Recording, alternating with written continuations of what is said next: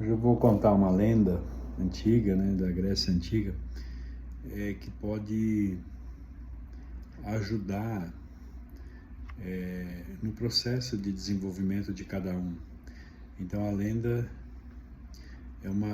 conta uma história de uma princesa de um castelo e, e ela pode tanto ajudar homens quanto mulheres. Ela é mais específica para mulheres, porém tem muitos insights para também homens. Todos nós passamos por diversos estágios, né? E para poder evoluir, a gente tem que passar por algumas etapas. Se você não vence determinada etapa, determinado desafio, você pode ficar preso. E para poder avançar, você precisa criar uma certa sabedoria, né? Então, a lenda fala de um castelo onde viviam um rei, uma rainha e 3 princesas.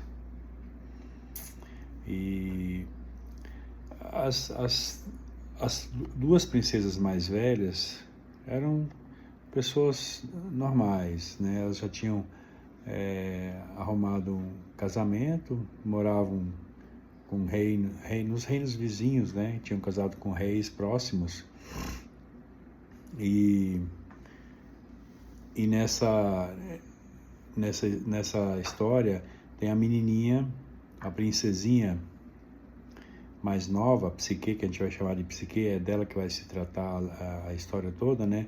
A Psique é muito bonita e não consegue arrumar casamento.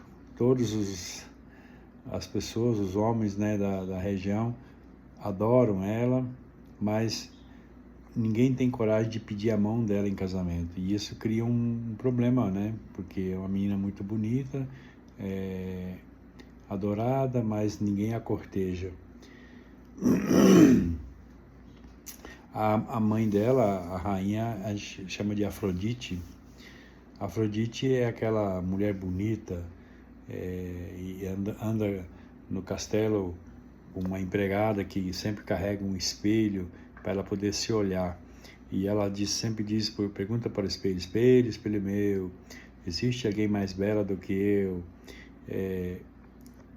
E não, né? O espelho responde que não.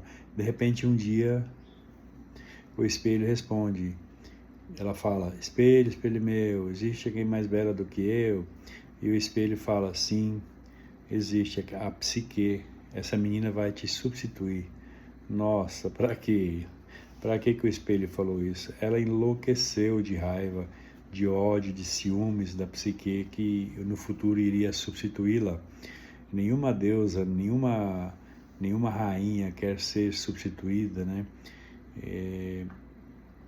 E essa Afrodite é muito bonita, muito exuberante, porém, quando ela é contrariada, ela vira uma tirana. Ela é ciumenta, ela é briguenta e ela não aceita ninguém competir com ela.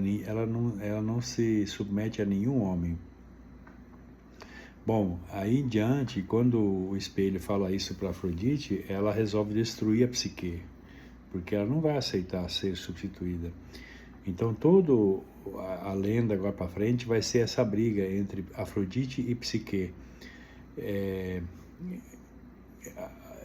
Para que possua, a gente vai entender isso porque para que você possa evoluir é necessário sofrimento, e a gente vai ver a Psique passar por muito sofrimento, mas ao mesmo tempo esse sofrimento vai levar ela para um outro nível de maturidade.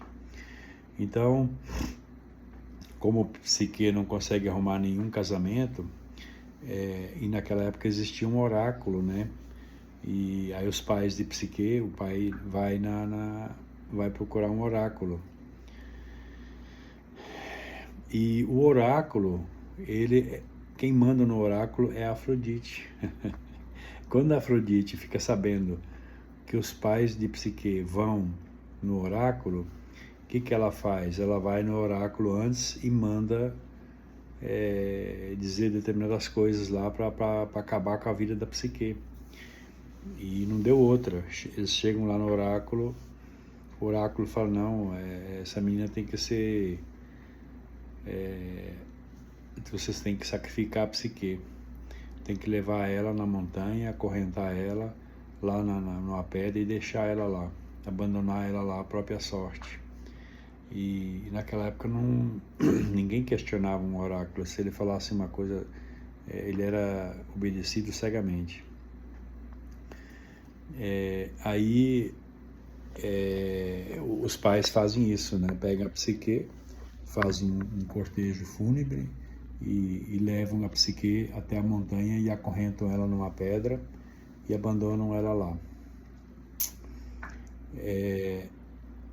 Aí a Afrodite, para garantir de que ela realmente fosse morrer lá, né? Ela pede pro filho dela, o Eros. A Afrodite tem um outro filho que chama Eros, deus do amor, Cupido, né? Que a gente chama.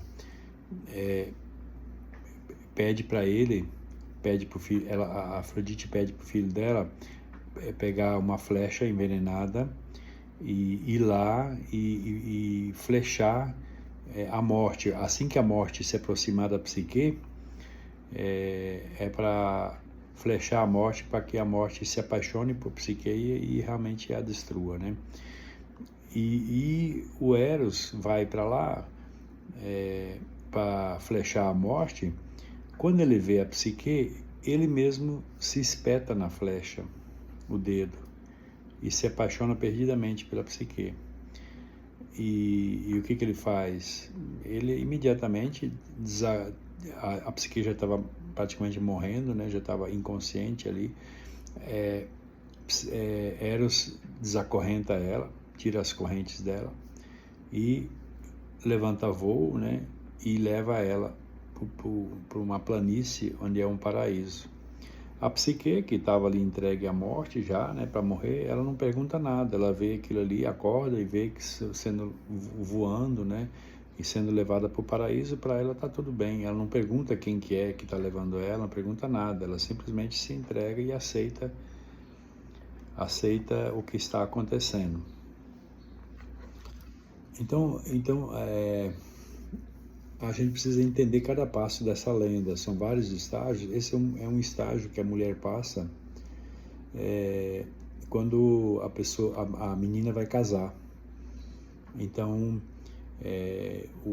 a gente pode olhar, se você for num casamento, as pessoas preparam ali aquela igreja, né, ou o templo ali com flores, né, com hinos, né, e na entrada da noiva, fica parecendo que é um funeral, porque cheio de flores, pessoas chorando, né? O pai da moça, a mãe da moça, geralmente se emocionam, choram.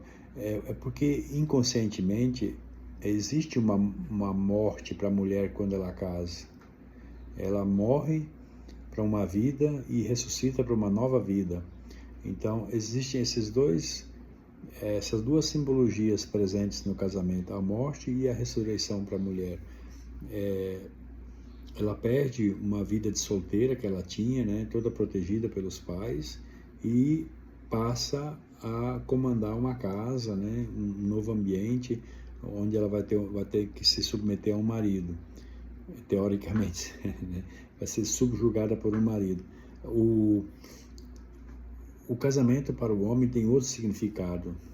Para a mulher é morte. Para o homem é diferente. O homem, quando casa, nessa cultura que a gente vive, ele não perde a liberdade. Ele continua fazendo tudo o que ele fazia e ainda vai ganhar uma mulher que vai cuidar das coisas dele, da roupa dele, que vai cuidar da comida dele, que vai cuidar do ambiente da casa, vai arrumar a casa. Então, assim, para o homem é um acréscimo o casamento. Ele melhora, vamos dizer assim, a vida dele flui mais naturalmente. E para a mulher é o contrário. Para a mulher ela perde toda o frescor da juventude, né, da liberdade, e perde a virgindade ali, perde todo o ambiente de proteção para assumir um outro ambiente diferente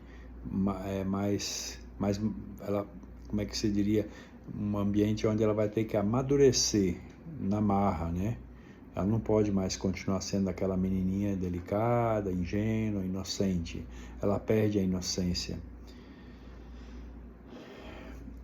Tem mulheres que não passam por esse processo, tem mulheres que não passam pelo processo da morte, num caso, mas pode talvez ter uma outra maneira, né, de passar por algum sofrimento profundo e ter que amadurecer na marra. Nós vamos ver durante a história momentos difíceis que a psique vai ter que enfrentar, porque a Afrodite vai sempre submeter ela a duras penas para ela poder evoluir. A gente pode olhar a Afrodite e a psique como, talvez, a Afrodite simboliza a sogra, né, que obriga a menina a crescer. Ou pode ser uma madrasta, né? A gente vê no dia a dia, né? Chico Xavier evoluiu muito, foi obrigado a evoluir porque ele tinha uma madrasta que torturava ele na infância, né? Segundo a história, e isso quase levou à destruição dele.